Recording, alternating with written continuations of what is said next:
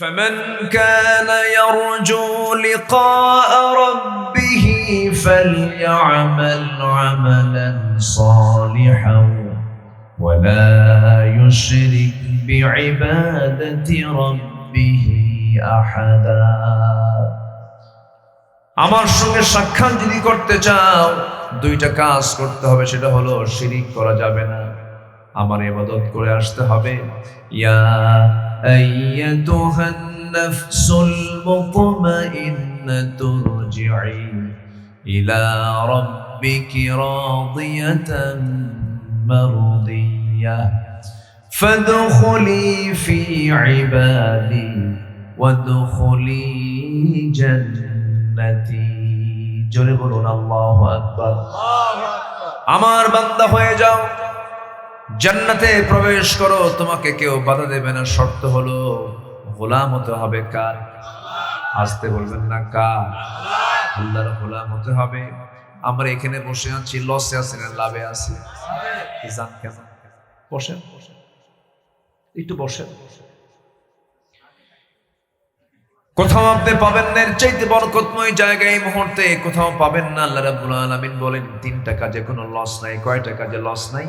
তিনটা কাজে লস নাই। ইন্নাল্লাযীনা ইয়াতলুনা কিতাবাল্লাহ ওয়া আকামুস সালাতা ওয়া আনফাকু মিম্মা রাযাকনাহুম সিররান ওয়া আলানিয়াতান ইয়ারজুনা তিজারাতান লান তাবুর। জোরে বলুন আল্লাহু আকবার।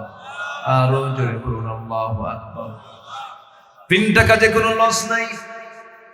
নাম্বার 1 হলো আল্লাহর কালাম যারা সুন্দর করে তেলাওয়াত করবে, তেলাওয়াতের আসরে যারা বসবে, এই জায়গায় আমাদের কোনো লস আছে নাকি? নাম্বার 2 হলো যারা নামাজ কায়েম করবে। নাম্বার 3 হলো আমার দেওয়া যে রিজিক বান্দাকে দিয়েছি তা থেকে গোপনে প্রকাশ্যে যারা খরচ করবে। এই তিনটা কাজে ইয়ারজুনা তিজারাতান লান তাবুর, আশা করা যায় এই ব্যবসায় কোনো লস নাই। জোরে বলুন সুবহানাল্লাহ। আমার ভাইরা, এই দুনিয়া ছেড়ে আমিও যাব, আপনিও যাবেন। আমলনামাগুলো সুন্দর করে নিয়ে যাব আমরা। তবে হ্যাঁ, আমলনামা সুন্দর করার জন্য শর্ত হলো বাহিরের দিকটা সুন্দর করব না, আগে ভিতরের দিকটা সুন্দর করব। ভিতরের দিকটা আগে সুন্দর করতে হবে। আলা ইন্না ফিল জাসাদি লামুদগাতান ইযা সালুহাত সালুহাল জাসাদু কুল্লুহু ওয়া ইযা ফাসাদাত ফাসাদাল জাসাদু কুল্লুহু আলা ওয়া হিয়াল কলব। মানুষের দেহের মধ্যে একটা গোশতের টুকরা আছে, যেটা ঠিক থাকলে গোটা দেহ ঠিক থেকে যায়, যেটা ব্যাঠিক হলে গোটা দেহটাই ব্যাঠিক হয়ে যায়। সাবধান, এটা হলো কলব। এই নফসের বহু রোগ আছে, ওই রোগ থেকে আমার নফসকে অবশ্যই পরিত্রাণ দিতে হবে, রেহাই দিতে হবে। যেমন হিংসা করা, এটা ইমানের ক্যান্সার। এটা কিসের ক্যান্সার বলেন? ইমানের ক্যান্সার। অবৈধ কামনা বাসনা, অবৈধ কামনা বাসনা, এইগুলো ইমানের ক্যান্সার। সম্পদের জন্য কামনা কোনো খারাপ নয়। ব্যবসা করে আপনি গোটা দুনিয়ার বড় ধনী হয়ে যান, ধনী হওয়া তো কোনো ফ্যাক্টর নয়। আল্লাহ পাক ধনী হতে মানাও করেন নাই। যদি মানা করতেন, 10 জন আশারে মুবাশশিরার সাহাবী ছিলেন, 10 জন সাহাবী দুনিয়াতে জান্নাতের সংবাদ পেয়েছেন। 10 জন সাহাবীর ম্যাক্সিমাম সাহাবী ছিলেন ধনী, অথচ তারা জান্নাতের সংবাদ পেয়েছেন। সাইয়েদনা আবু বকর মিলিয়নার, আব্দুর রহমান ইবনে আওফ রাদিয়াল্লাহু মিলিয়নার, কোনো সমস্যা নাই। কিন্তু আল্লাহ রাব্বুল আলামিন বলছেন অবৈধ কোনো ইনকাম করা যাবে না, অবৈধ কামনা বাসনা করা যাবে না। নারীর প্রতি টান, এটা খারাপ কিছু নয়। নারীর প্রতি টান কে দিয়েছেন? আজ থেকে কে দিয়েছেন? মহিলার দিকে টান আছে না নাই? এটা সুন্দরী নারীর দিকে কি চেয়ে থাকতে মন চায় না? কিন্তু আস্তে আস্তে কেমন সব ফেরেশতা বসে আছে। আর মন চায় কিনা? কম চাইলে কি চাওয়া যাবে? মন তো চায়, মন চায়। মন চাইলেই তো চাওয়া যাবে না। আল্লাহ নিজেই বলছেন যুইনা লিন-নাসি হুব্বুশ শাহাওয়াতি মিনান নিসাই ওয়াল বানিনা ওয়াল قناطير المقنطرة من الذهب والفضة والخيل المسومة والأنعام والحرث ذلك متاع الحياة الدنيا والله عنده حسن المآب জোরে বলুন আল্লাহু আকবার। নারীর প্রতি টান থাকবে, কোনো সমস্যা নাই, কিন্তু বিয়ে করে তুমি বৈধ করে নারীর দিকে চেয়ে থাকো, স্ত্রীর দিকে চেয়ে থাকবা, তোমাকে সব আল্লাহ পাক লিখে দিবেন, আল্লাহ পাক তোমার আমলনামায় সব দিয়ে দিবেন। চেয়ে থাকো সমস্যা নেই, কিন্তু নিজের বউ না পরের বউ, এখানে তো সমস্যা।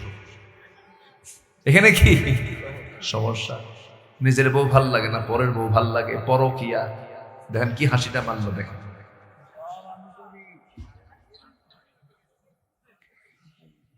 আল্লাহ তুমি তাকে সুস্থ করে দাও, জোরে বলি আমিন। আমার বন্ধুগণ, অবৈধ কামনা বাসনা থাকা যাবে না। আল্লাহ রাব্বুল আলামিন সব কিছু বৈধ করে দিয়েছেন, কিন্তু কোনটা বৈধ সেটাই বৈধ তোমার জন্য আল্লাহ রাব্বুল আলামিন বলে দিয়েছেন। গরু খাও বৈধ, ছাগল খাও বৈধ, শুয়ার খাইও না। দুধ পান করো, সমস্ত ফলের জুস পান করো, কিন্তু মদের ধারে যেও না। আবার বলে মদ তো ফল থেকেই হয়, দেখছেন যুক্তি দেখছেন? আমার বন্ধুগণ, কাদামাটি আপনার মুখে মারলে পরে আপনি মরে যাবেন না, কিন্তু কাদামাটিকে যদি আগুনে পোড়ায় যদি ইট বানান মুখে মারলে কি হবে? মরে যাবেন, রক্তাক্ত হয়ে যাবেন।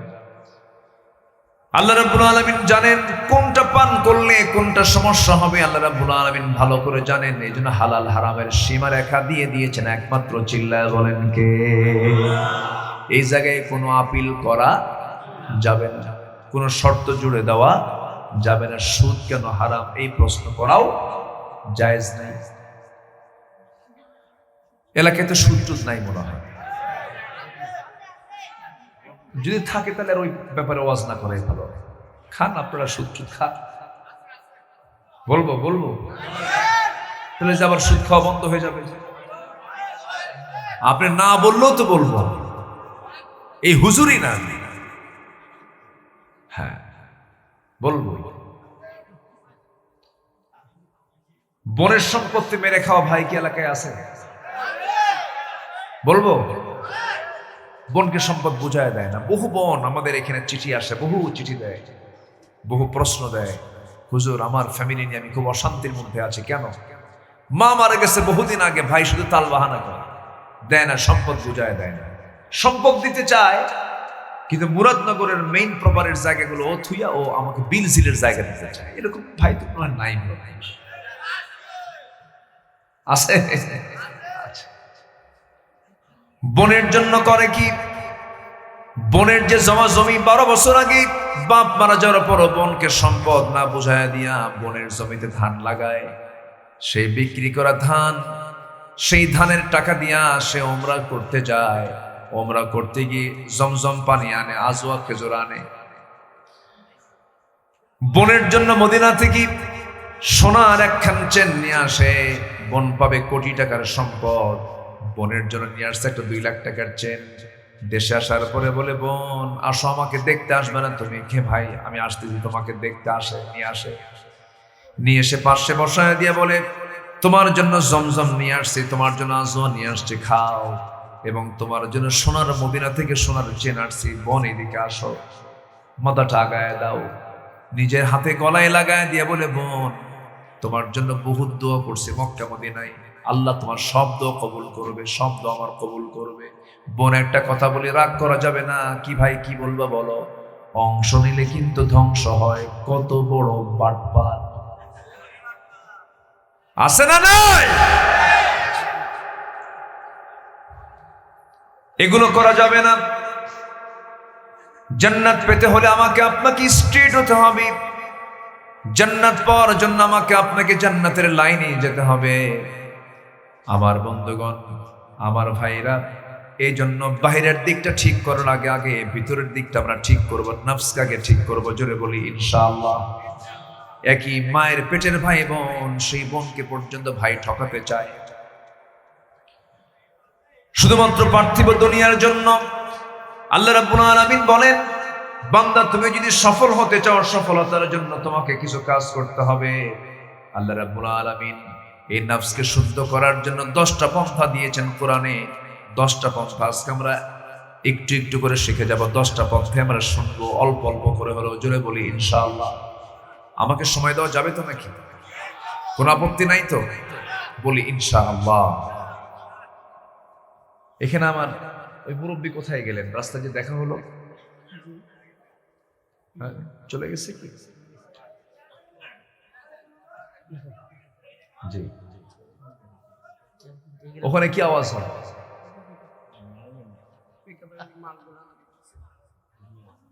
জি, একটু যান এখানে, মাহফিল কমিটির ভাই একটু বলেন যে ওখানকার আওয়াজ এখানে আসছে। নফসকে শুদ্ধ করার জন্য 10টা পন্থা। নাম্বার 1 হচ্ছে আমরা খাঁটি মনে তওবা করব। রাজি আছি তো সবাই ইনশাআল্লাহ? খাঁটি মনে কি করব? তওবা করব। ও আচ্ছা, মাশাআল্লাহ। আমি ওনাকে খুঁজতেছিলাম যে একসঙ্গে আসলাম।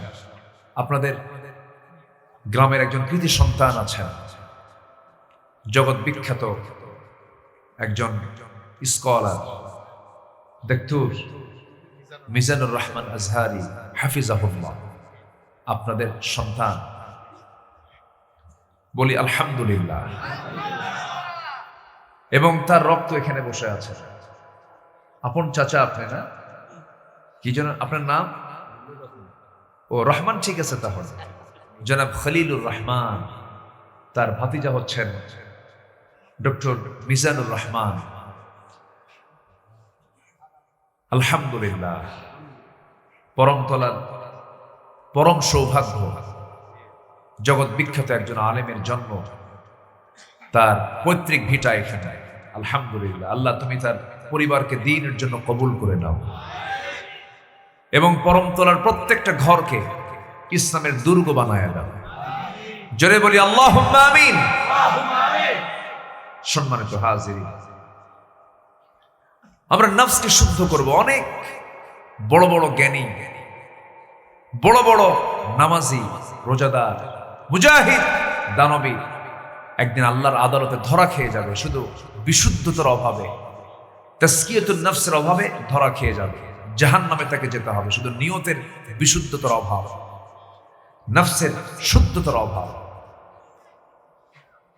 শহীদ বলবে, আল্লাহ তোমার জন্য যুদ্ধে অংশগ্রহণ করে শহীদ হয়ে তোমার সামনে হাজির হয়েছে। আল্লাহ বলবেন, না, তুই যুদ্ধে অংশগ্রহণ করেছিলে, মানুষ তোকে মুজাহিদ বলে বাহাবা দেবে, এই জন্য তুই আমার জন্য শহীদ হস নাই, জাহান্নামে যা। দানবীর বলবে, আল্লাহ দান করেছি তোমার খুশির জন্য। না না, তোকে দানবীর না বললে তোর মন খারাপ, তুই আমার জন্য দান করিস নাই, তুই মানুষের জন্য বাহাবা নিবি, এই জন্য দান করিস, যা, জাহান্নামে চলে যা।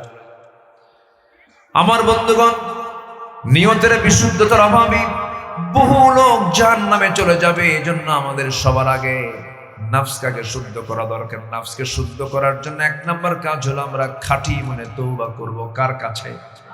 আল্লাহর কাছে। আল্লাহ বলছেন, তুবু ইলাল্লাহি তাওবাতান নাসুহা, তুবু ইলাল্লাহি জামিআন আইয়ুহাল মুমিনুনা লাআল্লাকুম তাত্তাকুন। জোরে বলুন আল্লাহ, লাআল্লাকুম তুফলিহুন। জোরে বলুন আল্লাহু আকবার।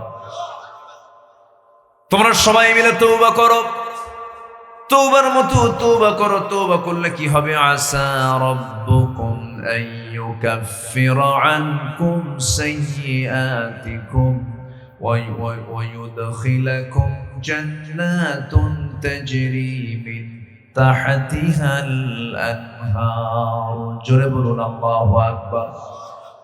তওবা এমন একটা বিষয় যার তওবা কবুল হয়ে যায়।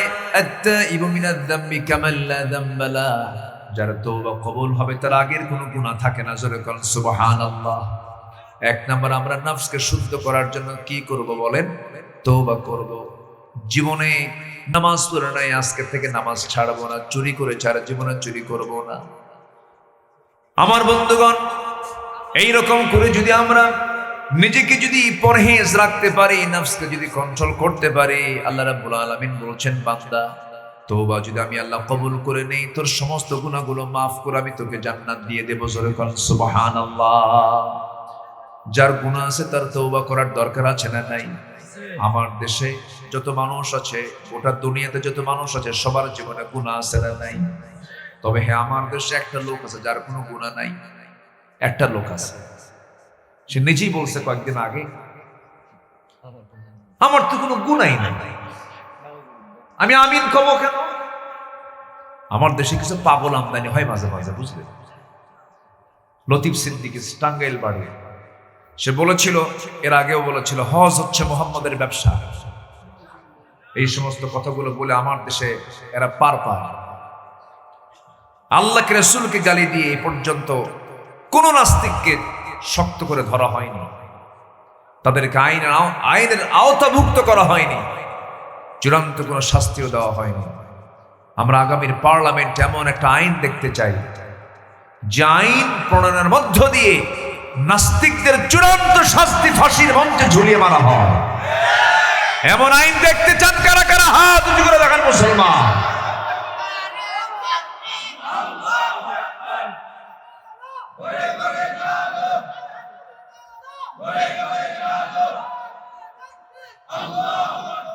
আল্লাহ কবুল করুন, জোরে বলি আমিন। আমরা আগামীর পার্লামেন্ট দেখতে চাই কোরআনের পার্লামেন্ট। আগামীর সরকার আমরা দেখতে চাই নামাজের সরকার। 54 বছরে, এই 54 বছর আজ পর্যন্ত কোন একটা মুসলমান নেতা পার্লামেন্টে দাঁড়িয়ে বুক উঁচু করে নামাজের বিল, নামাজের আইন পাশ করার একটা সাহস তারা প্রকাশ করতে পারল না। বড় কপাল। সুদের আইন পাশ করলো, মদের আইন পাশ করেছে, বেশ্যাবৃত্তির লাইসেন্স পাশ করেছে, নামাজের বিল কেউ টানে নাই। আমরা আগামীতে দেখতে চাই নামাজের সরকার। জোরে বলি ইনশাআল্লাহ, আর জোরে বলি ইনশাআল্লাহ। কষ্ট পাচ্ছেন নাকি? আবার হুজুর কথার মোড় আবার ঘুরালেন কেন? আমরা তো এদেশের নাগরিক না, বুঝলেন? হুজুরদেরকে এদেশের নাগরিকই মনে করেন। বলে হুজুর ওয়াজ করবেন, আকাশ নিয়ে কবেন, কবর নিয়ে কবেন, দুনিয়া আমরা দেখবো, মদ খাবো আমরা, দোয়া করে দেবেন আপনি। আমাদেরকে এরকম দেখতে চায়। আপনি পরমতলা বাজার থেকে মাধাইয়া গেলেন, মাধাইয়া যাওয়া যায় না? আমার নিয়ে যায় কি? আচ্ছা, তো মাধাইয়া নিয়ে গেলেন, আপনি যাওয়ার পথে হুন্ডায় চড়েছেন, মাঝপথে একটা খাদে পড়ে আপনি চরমভাবে আহত হয়ে আপনার হাতের কবজিটা ভেঙে গেল, এখানে হাড় ভেঙে গেছে। হসপিটালে ভর্তি হলেন। এখন ডাক্তার আপনাকে বলল যে আপনার তো চিকিৎসা দরকার, আপনার হাতটা এখানে ব্যান্ডেজ করতে হবে, হাড় সোজা করে ঠিকঠাক করে চিকিৎসা নিতে হবে। না, আপনি যদি বলেন ডাক্তার আপনি আমার গোটা গায়ের সব জায়গায় হাত দেন, কিন্তু কবজিতে হাত দিতে হবে, কত ভাঙ্গা হাত ছাড়বে? ভাঙ্গা হাত ছাড়ার জন্য কোথাও হাত না দিয়ে আগে হাত দিতে হবে কোথায়? ওই ভাঙ্গা জায়গায় আগে হাত দিতে হবে। আমার দেশের এখন কোন জায়গায় ভাঙ্গা? কত সবচেয়ে বড় সমস্যা হলো এখন নেতৃত্বের চরম সংকট চলছে। তাহলে এই জায়গায় আমাদের বক্তব্য দেওয়ার দরকার আছে না নাই? কোরআন কি বলে? এই জাতীয় কথা বলার দরকার আছে না নাই? বেকুব এগুলো যারা বলে তারা বেকুব। আগে তো কথা বলতে দেয়নি আমাদের 16 বছর। আমরা বসতাম মঞ্চে, দুই দিকে বসতো কিরামুন কাতিবিন, বুঝেন নাই? পোস্টার দখল, মঞ্চ দখল, এগুলোই করেছে ওরা। আল্লাহ পাক এমন দৌড়ানি দিছে, একদম মামাবাড়ি দিল্লি গিয়ে বসে আছে, যা বসে আছে। এখান থেকে স্পষ্ট, জুলুম করে শাসন কখনো টিকসই করা যায় না।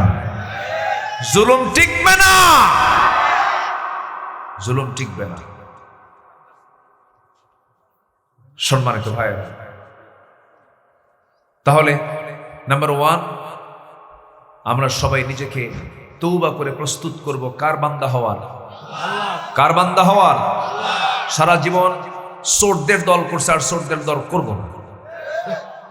সারা জীবন বেনামাজি নেতৃত্ব মেনেছে আর বেনামাজি নেতৃত্ব মানব না।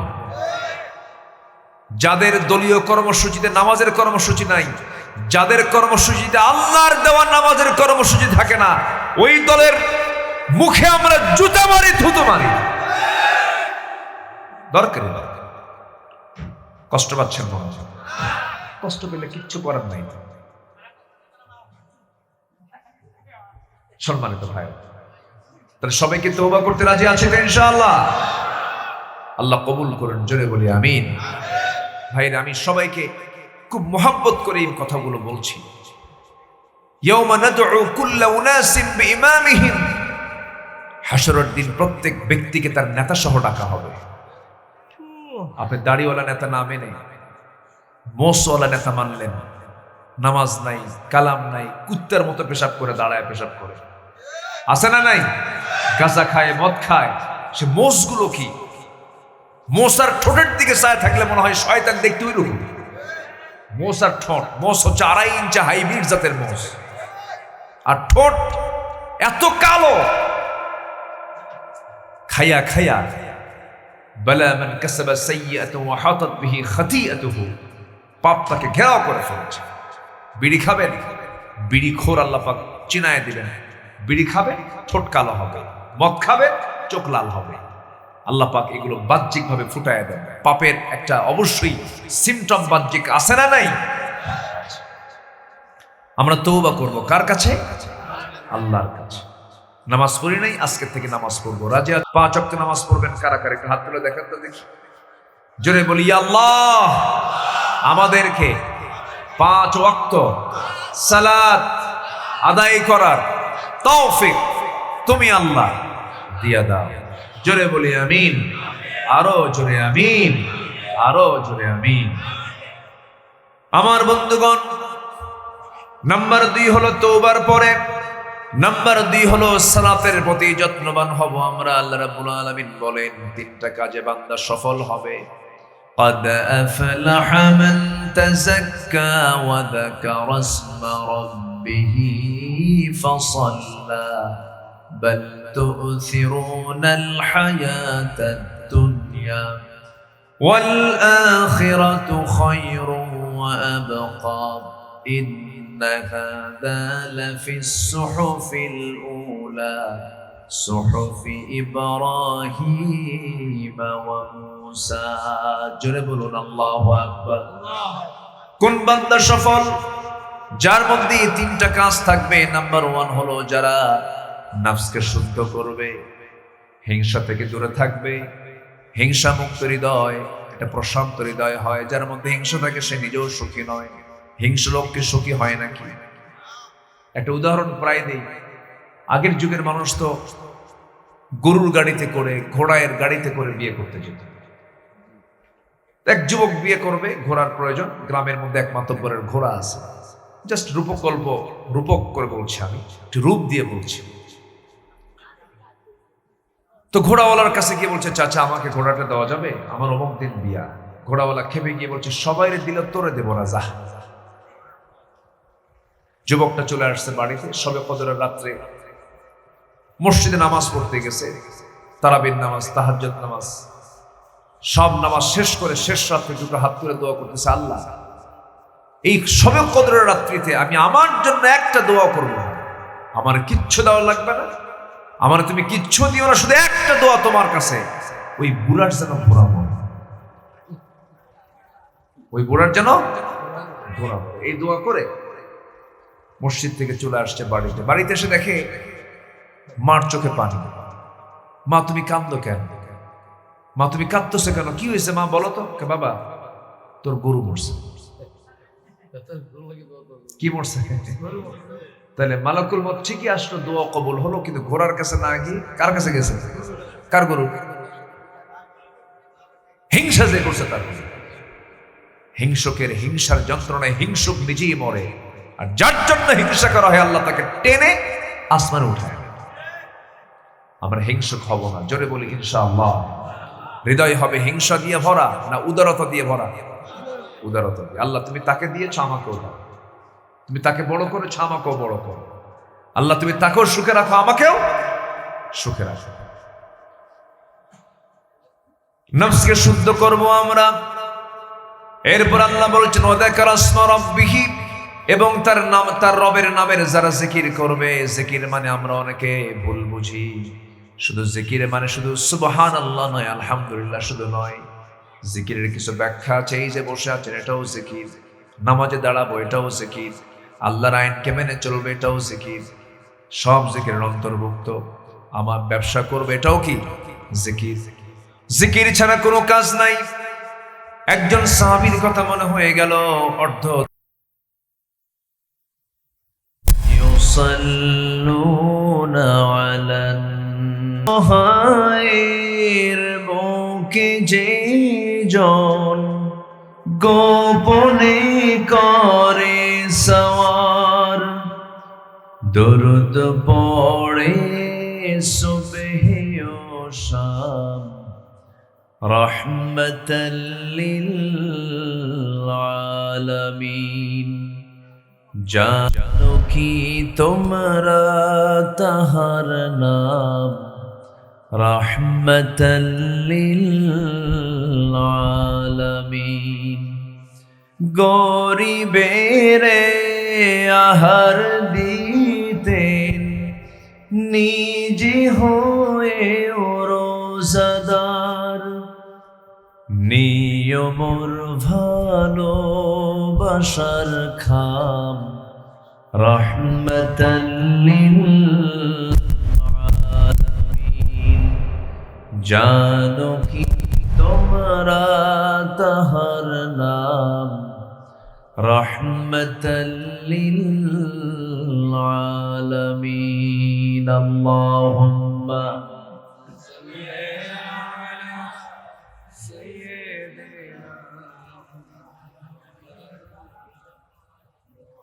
وعلى آل سيدنا।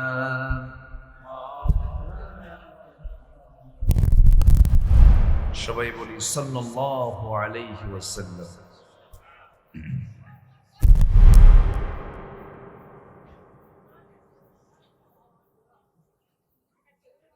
কুমিল্লা জেলার মুরাদনগর উপজেলার পরমতলা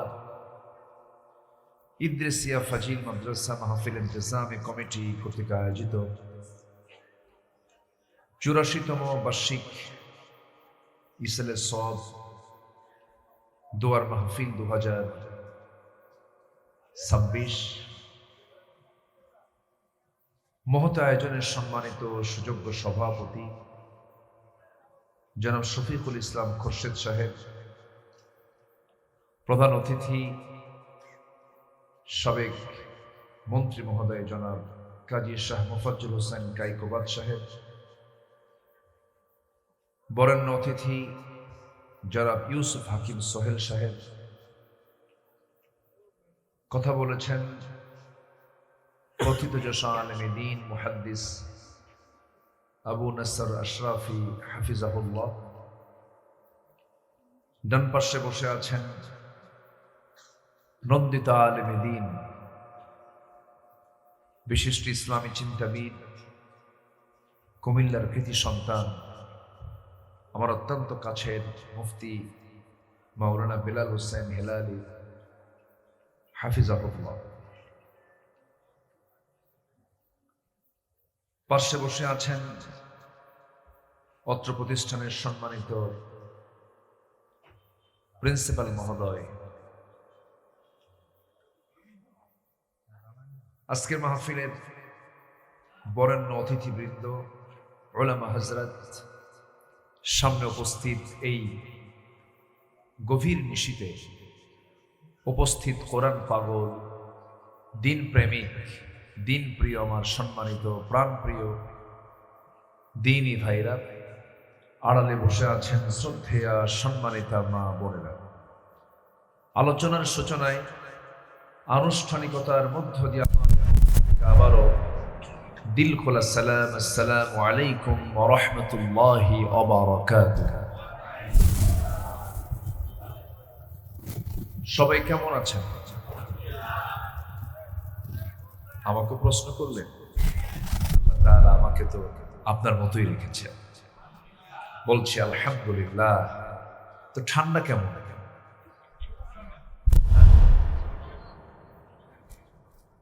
ঠান্ডা কেমন? ঠান্ডা নাই?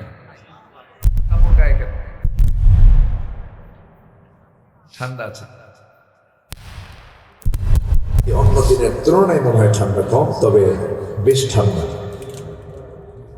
যারা বয়স্ক মানুষ, যারা মাজুর, তারা উপলব্ধি করছেন যে ঠান্ডার তীব্রতা কেমন। আল্লাহ তাআলা অতিবৃষ্টি, অনাবৃষ্টি, অতি ঠান্ডা থেকে আল্লাহ পাক এই জনপদকে হেফাজত করুন। জোরে বলি আল্লাহুম্মা আমিন। সব জায়গায় শেষ ক্লাস নেওয়াটা একটু কঠিন। শেষ ক্লাসে যিনি কথা বলেন তারও মানে এনার্জি থাকে না। আবার সারা রাত চলে। আমার পরেও মেহমান আছে, কাম সারছে, আমি মাঝে মাঝে। জি মাশাআল্লাহ। এটা এই মাহফিলের ঐতিহ্য। সারা রাত ধরে এই মাহফিলটা হয়। এটা আছে দেশের বিভিন্ন জায়গায়। সম্মানিত ভাইয়েরা,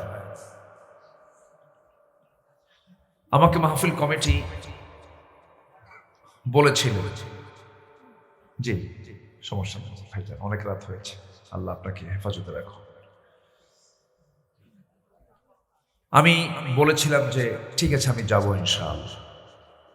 আমি খুবই আনন্দিত এই পরিচ্ছন্ন মাহফিল দেখে, পরিচ্ছন্ন পরিবেশ দেখে। আল্লাহ রাব্বুল আলামিন এই 84 বছর ধরে এই মাহফিলটার সঙ্গে যারা সম্পৃক্ত ছিলেন এবং এখন পর্যন্ত যারা আছেন, যারা কবরে চলে গেছেন, আল্লাহ পাক তাদেরকে উত্তম জাযায়ে খায়ের দান করুন, আমিন। এবং যারা আছেন যোগ্যতার সাথে এই প্রতিষ্ঠানকে পরিচালনা সহ সার্বিক দ্বীনের খেদমতের জন্য কবুল করুন, আমিন। জোরে বলি আল্লাহুম্মা আমিন। সম্মানিত ভাইয়েরা, আমরা এই যেখানে বসে আছি, যে কিতাবের আয়োজনে, সবকিছুর কিন্তু মূল আয়োজন একটা কিতাবকে ঘিরে। সেই কিতাবটার নাম কি বলুন তো? কোরআন। কোরআনকে নিয়ে কিন্তু আজকের এই সাজানো এই প্রোগ্রাম। কোরআন যদি নাজিল না হতো এই মাহফিল হতোই না। কোরআন যদি না থাকতো এই আসর বসতো না। যা আল্লাহর পক্ষ থেকে নাজিল হয়েছে, তানজিলুম মির রাব্বিল আলামিন। তানজিলুম মির রাব্বিল আলামিন, যা আমার রবের পক্ষ থেকে নাজিল হয়েছে। আল্লাহ তাআলা আমার প্রতি যত দয়া করেছেন, আমাকে যত নিয়ামতে ধন্য করেছেন, আমার কাছে মনে হয় কোরআনের চাইতে শ্রেষ্ঠ কোনো উপহার আমার আল্লাহর পক্ষ থেকে আর দ্বিতীয়টা নাই। জোরে বলি সুবহানাল্লাহ। সবচেয়ে শ্রেষ্ঠ উপহার কি বলুন তো? কোরআন। আল্লাহ রাব্বুল আলামিন বলেন, আর রহমান আল্লামাল কুরআন খালাকাল ইনসানা আল্লামাহুল বায়ান। যিনি দয়া করে বান্দাকে কোরআন শিক্ষা দিয়েছেন। কোরআন যদি না নাজিল হতো, কোরআন যদি না আমার আপনার কাছে আসতো, আমি জান্নাত চিনতাম না, জাহান্নাম চিনতাম না, আমার গন্তব্য বুঝতাম না, আল্লাহকে চিনতে পারতাম না, রাসূলকে চিনতে পারতাম না। অতএব আল্লাহর পক্ষ থেকে সবচেয়ে বড় উপহার, সেটার নাম কি বলুন? কোরআন। পৃথিবীতে যত জ্ঞান আছে, সকল জ্ঞানের মূল সোর্স, মূল যে উৎস, সেটাও কিন্তু কোরআন। আল্লাহ রাব্বুল আলামিন আরেকটা সূরায় বলছেন, ইয়াসিন ওয়াল কুরআনিল হাকীম ইন্নাকা লামিনাল মুরসালিন আলা সিরাতিন মুস্তাকিম। জোরে বলুন আল্লাহু আকবার। কোরআন হলো বিশেষ বিজ্ঞানময় কিতাব। সূরা ইয়াসিন আল্লাহ রাব্বুল আলামিন যত তথ্য দিয়েছেন নবমণ্ডল নিয়ে, এত তথ্য কিন্তু অন্য সূরাতে আল্লাহ রাব্বুল আলামিন কমই দিয়েছেন। এই জন্য কোরআনকে বিশেষ জ্ঞান হিসেবে আল্লাহ রাব্বুল আলামিন নিজে অভিহিত করেছেন হাকিম, বিজ্ঞানময় কিতাব। সূরা ইয়াসিন আল্লাহ রাব্বুল আলামিন নবমণ্ডল নিয়ে কথা বলেছেন, আকাশ নিয়ে কথা বলেছেন, গ্রহরাজি নিয়ে কথা বলেছেন। লাশ-শামসু ইয়ানবাগি লাহা আন তুদরিকাল কমারা ওয়ালাল-লাইলু সাবিকুন নাহার ওয়া কুল্লুন ফি ফালাকিন ইয়াসবাহুন। জোরে বলুন আল্লাহু আকবার। কোরআন এমন কিছু তথ্য দিয়েছি, কিয়ামত পর্যন্ত এই তথ্যগুলো নিয়ে গবেষণা চলবে, ফুরাতে পারবে না। এই তথ্যের শেষ নাই, এই ব্যাখ্যার কোনো শেষ নাই। আল্লাহ রাব্বুল আলামিন এটা একটা তলাবিহীন সাগর করে দিয়েছেন, যে সাগরের কোনো তলা নাই, যে জ্ঞানের কোনো শেষ নাই। একটা আয়াত আমাকে বেশি বলিষ্ঠ করে ফেলে এই কোরআন সম্পর্কে, খুব পরিচিত আয়াত। আল্লাহ রাব্বুল আলামিন বলেন, قل لو كان البحر مدادا لكلمات ربي لنفد البحر قبل أن تنفد كلمات ربي ولو جئنا بمثله مددا। জোরে বলুন আল্লাহু আকবার। কিয়ামত পর্যন্ত এই কিতাবের ব্যাখ্যা করে কোনোদিন শেষ করা যাবে না। কোরআন এমন কিছু তথ্য দিয়েছে, বিজ্ঞানরা হতবাক, কিয়ামত পর্যন্ত আশ্চর্য তো ফুরাবে না। এই জমিন এবং এই আকাশ কিন্তু এক সময় লাগানো ছিল, পরস্পর কিন্তু লাগানো ছিল, মহাশূন্য কিন্তু ছিল না। এই মহাশূন্য আল্লাহ রাব্বুল আলামিন সৃষ্টি করেছেন কেন? মানুষকে পৃথিবীতে বসবাসের উপযোগী করাবেন, এই জন্য করে দিয়েছেন। আল্লাহ রাব্বুল আলামিন বলেন, আওয়ালাম ইয়ারাল্লাযীনা কাফারু আন্নাস সামাওয়াতি ওয়াল আরদা কানাতা রাতকান ফাফাতাকনাহুমা ওয়াজআলনা মিনাল মাই কুল্লা শাইইন। কাফেররা কি লক্ষ্য করে না? আসমান এবং জমিনটাকে আমি আল্লাহ এক সময় একসঙ্গে লাগানো রেখেছিলাম, প্রচন্ড ধাক্কার মধ্য দিয়ে আমি মহাশূন্য করে সৃষ্টি করেছি। এই যে তথ্যটা আল্লাহ তাআলা ১,৫০০ বছর আগে দিলেন, বিজ্ঞান এই তথ্য দিয়েছে মাত্র কয়েকদিন আগে। এটার নাম আলোচিত একটা থিওরি, সেটা হচ্ছে big bang theory. Big bang theory, এই বিগ ব্যাং থিওরি আজকে হালে বিজ্ঞান বলল, আর কোরআন ১,৫০০ বছর আগে বলে দিয়েছে। যেরকম সুবহানাল্লাহ। কোন দিক থেকে নেবেন আপনি? সব দিক থেকে কোরআন হচ্ছে সকল জ্ঞানের উৎস। বলি আলহামদুলিল্লাহ। সেই কালামে হাকিম থেকে সন্ধ্যা থেকে নিয়ে পর্যন্ত অনেকে আলোচনা করেছে। আমি মাঝ পথে এসে কিছু কথা আমি বলা শুরু করেছি। সম্মানিত ভাইরা, আমি আপনি কেউ একদিন দুনিয়াতে থাকছি না, চলে যাচ্ছি যখন তখন। যে কোনো মুহূর্তে ডাক চলে আসবে। বিআইয়ি আরদিন তামুত, কোন জমিনে মৃত্যু হবে আমরা তাও জানি না। কিন্তু সবচেয়ে বড় চ্যালেঞ্জ হলো আমি আল্লাহর কাছে যে হাজির হব, আমি কি নিয়ে যাচ্ছি, এটা হচ্ছে সবচেয়ে বড় চিন্তার বিষয়। আল্লাহর সামনে আমাকে দাঁড়াতে হবে, আল্লাহর সামনে আমার সকল কিছুর জবাব দিতে হবে। জবাবদিহিতার অনুভূতি যদি কারো ভিতরে গাঢ় থাকে, সেই লোকটার দ্বারাই ভালো থাকা সম্ভব। নচেত দুনিয়ার কোন আইন কানুন দিয়ে বান্দাকে কখনো ভালো করা সম্ভব নয়। বান্দা ভালো হবে কার ভয়ে? আসতে বলবেন না, কার ভয়ে? আল্লাহর ভয় ছাড়া মানুষকে কখনো জোর করে ভালো করা যায় না। কিন্তু দুঃখজনক হলো সত্য, জাতিকে এই ৫৪ বছর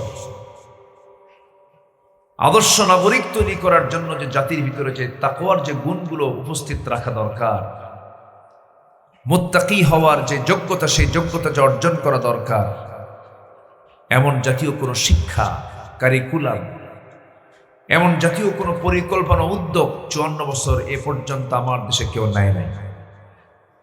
আসতে কোন কেন নিয়েছে? এই কোরআন আপনি বলুন তো, 20 কোটি মানুষ আমার দেশে মুসলমান বসবাস করে, 20 কোটি। কোরআনটাকে সহি করে পড়তে পারে 20 কোটি মানুষ? কতজন পারে বলবেন? 1 কোটি? 1 কোটিও হবে না, 1 কোটিও হবে না। বড় জোর আমার যতটুকু ধারণা, আমার যতটুকু ক্ষুদ্র গবেষণা, 40 থেকে 50 লক্ষ মানুষ কোরআনটা সহি করে শুধু পড়তে পারে, এর চাইতে বেশি নয়। এই চিত্র তো চিত্রায়িত হওয়ার কথা ছিল না।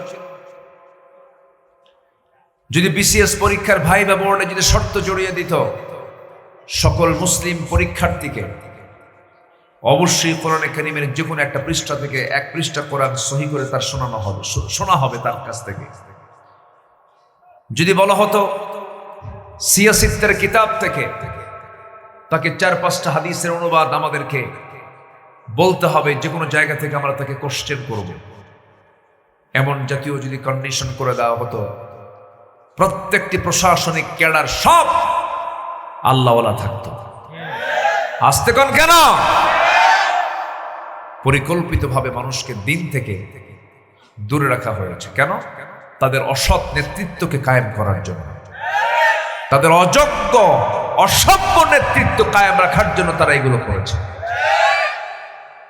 কিন্তু জাতির তরুণ প্রজন্ম সচেতন হয়েছে, আর মাশাআল্লাহ তরুণ প্রজন্ম তারা পালস বুঝে নিয়েছে যে কে কেমন, সব বোঝা শেষ করে ফেলেছে। আগামীর দিন নেতৃত্ব আসবে তরুণ প্রজন্মের হাতে। জোরে বলি ইনশাআল্লাহ আসবে। শুধু আমি যুবকদের বলবো, যুবকরা চরিত্র ঠিক রাখবা, মূল কনস্টিটিউশন কোরআনকে সাথে নিয়ে চলবা, আল্লাহ তোমাকে সাহায্য করবে। জোরে বলি ইনশাআল্লাহ, আর জোরে বলি ইনশাআল্লাহ। সম্মানিত ভাইয়েরা, সম্মানিত বন্ধুগণ, আমরা আল্লাহর সামনে সম্মান নিয়ে দাঁড়াতে চাই না বেইজ্জত হয়ে দাঁড়াতে চাই?